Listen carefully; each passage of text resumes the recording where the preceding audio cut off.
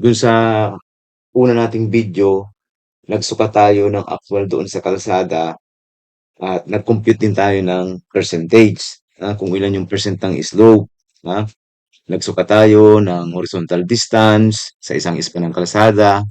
Tapos, nagsukat din tayo ng actual difference in elevation. So, ito yun. So, ito yung linya ng laser, yung level na ginamit natin. Sa mataas na portion, ang sukat mo doon ay 17 centimeter.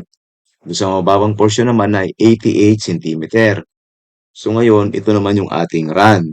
Ibig sabihin, ito yung mababang portion, 88 centimeter. Ito na yung ating magiging run dun sa mababang portion. Kasi yung run natin, automatic yan ay horizontal.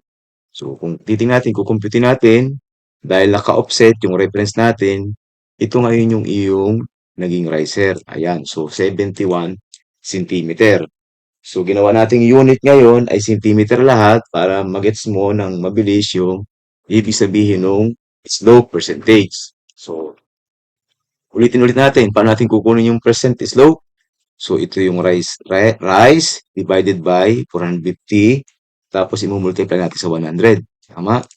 So 71 centimeter divided by 450 centimeter. Kasi nga 4.5 meters yun. Tama, yung run natin.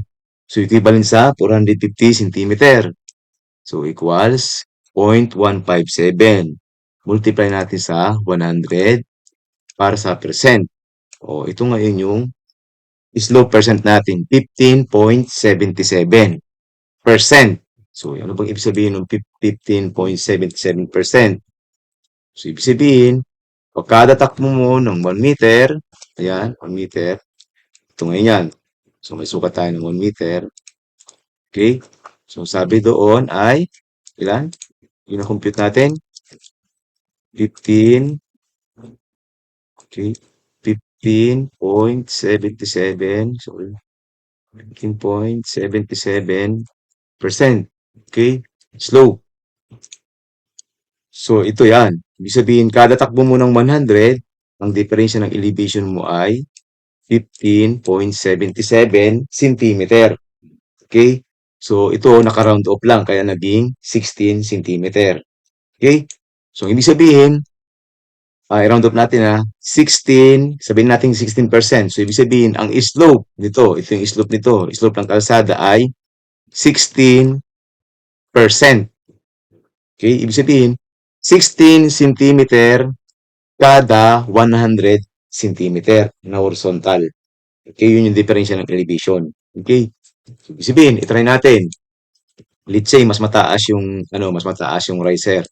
So, ibig sabihin, halimbawa, ang diferensya ng elevation doon ay 88 na mismo. Ayan, 88 centimeter. Okay, ano na ngayon ang naging percent slope niya? Ayan o, sumunod o. Ibig sabihin, naging 20 centimeter na. Ang diferensya ng elevation niya sa 1 meter. Tama? O, so ibig sabihin, anong percent natin ngayon? Nagbago yung rise, hindi nagbago yung run. So, ibig sabihin, mas tumarik yung kalsada. So, ang percentage ng slope natin ngayon ay 20% or 20 centimeter kada takbo o horizontal ng 100 centimeter. So, malinaw. So, ibig sabihin, habang lumalaki, yung percentage slope, tumatarik yung kalsada. Okay, malinaw. So, i-try natin i-compute. Kung 20% talaga, using do sa formula. So, try natin. 88, yung ating rise, divided by 450. Ayan, so, 19 times 100. Ayan, so, 19.55%.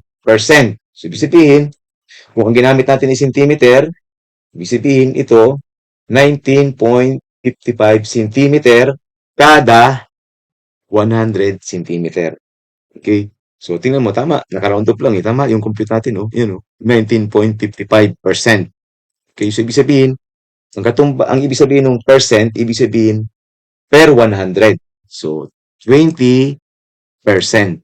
So, 20, ang diferensya ng elevation, 20 centimeter kada 100 centimeter run. Okay, nagigets na ba? O, so yun lang, yun ang ibig sabihin ng percentage. So, ibig sabihin, habang tumataas yung rise, hindi nagbabago yung run, patarik ng patarik itong slope natin. So, sobrang tarik na nito, 20 centimeter, ha? Mahirap na yan sa pag-drive, mahirap na sa rampa yan. So marami nang kino-consider diyan, may mga safety na diyan, safety concern na diyan, kaya hindi puwede yung ganyang katarik na kalsada o rampa sa building. So malinaw. So gano'n lang kasimple, gano'n lang ibig sabihin ng percentage slope, ha? Sabihin, kung anong diferensya ng elevation kada 100.